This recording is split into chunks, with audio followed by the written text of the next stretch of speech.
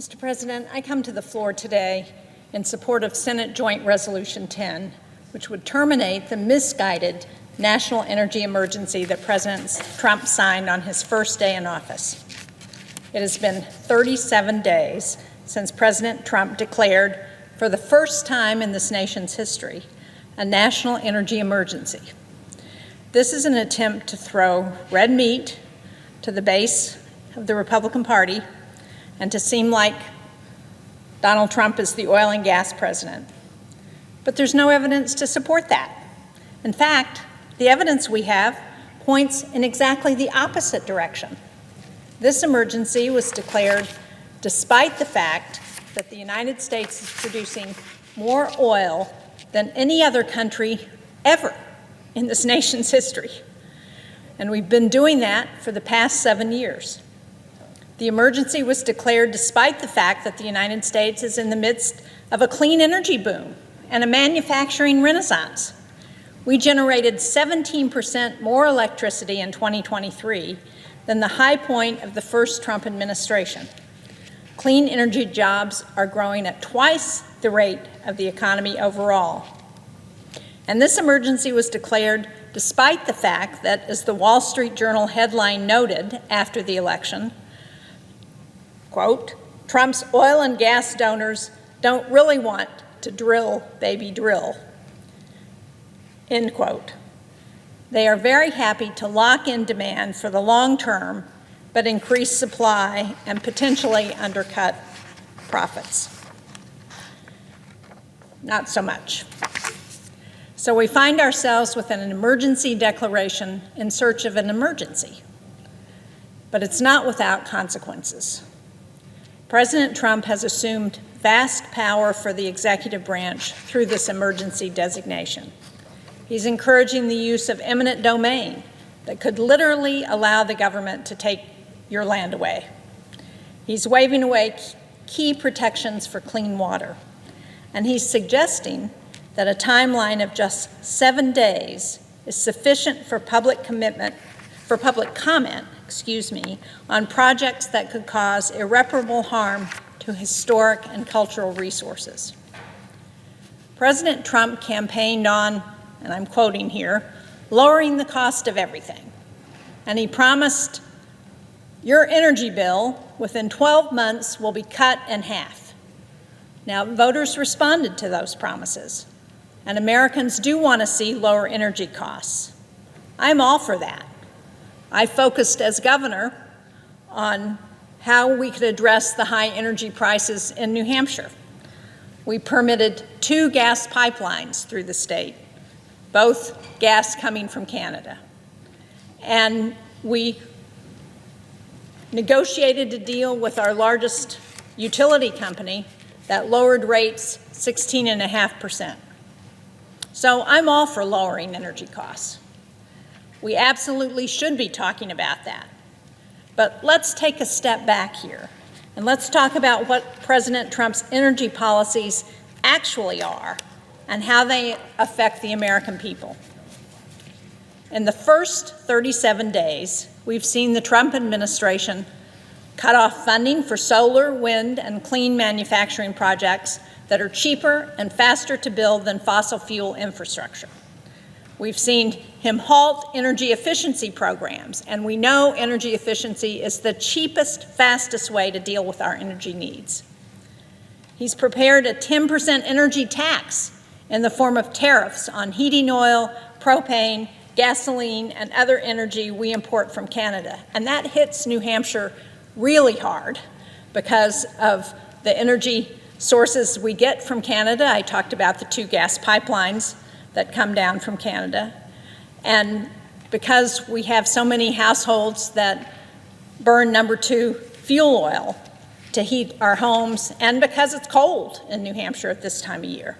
So that hits us really hard. He's fired more than 1,000 workers at the Department of Energy, including those who are keeping state energy programs and weatherization up and running to respond to emergencies and to help folks like we have in New Hampshire stay warm this winter. And tomorrow, what we expect is that Senate Republicans will roll back a common sense fee on venting or flaring of methane rather than capturing it for productive use. And if that passes and the president signs it, it will cost the taxpayers $2.3 billion over the next 10 years, effectively lighting money on fire to save big oil a few bucks. Now, in New Hampshire, as in other states, President Trump's actions have sown chaos and uncertainty. They're raising costs for families, for farmers, for small businesses, and for town budgets. For example, the tariffs that are set to go into effect, and I understand that the president has now decided he's going to wait until April, but they could mean about $150 to $250 more for the average family in New Hampshire who are using heating oil just to keep warm through the winter. President Trump's efforts to cancel promised funding for electric charging infrastructure in New Hampshire harms our travel and tourism sector, particularly in northern New Hampshire, where ski areas and other outdoor recreation drive our local economies. A recent study found that the state risks losing an estimated $1.4 billion in overall economic impact if we don't build up our charging infrastructure. One small business owner in Barrington, in the seacoast of New Hampshire, told me that he has nearly $3 million in projects.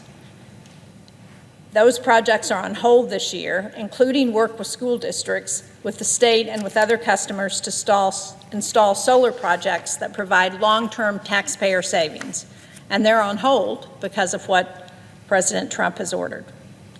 Farms and local shops across rural areas of New Hampshire are nervous about receiving promised reimbursements for energy-saving work through the Rural Energy for America program, the REAP program. At least one business owner at Seacoast Power Equipment has been covering interest with the bank until his grant, which he has a signed commitment for, is actually paid out. And of course, this is affecting his bottom line. And then we have super secret ice cream in Bethlehem, New Hampshire, in the northern part of our state. This is an award-winning small business that provides the best ice cream you've ever eaten. They were gearing up to install solar panels using $15,000 in federal funds. Now that project is on hold. Many family-owned businesses, like Super Secret Ice Cream, have very tight margins. And this small investment of $15,000 would help Christina and Dan grow their business and lower the electric costs that they're paying to store their ice cream. And then we have the town of Peterborough in the western part of New Hampshire. They plan to use funding from the bipartisan infrastructure law to enhance much-needed workforce development. But, of course, they've had to wait far too long for federal approvals. And in rural towns like Berlin in the northern part of our state, residents eagerly signed up for federally funded projects that will insulate and add solar arrays to their manufactured homes.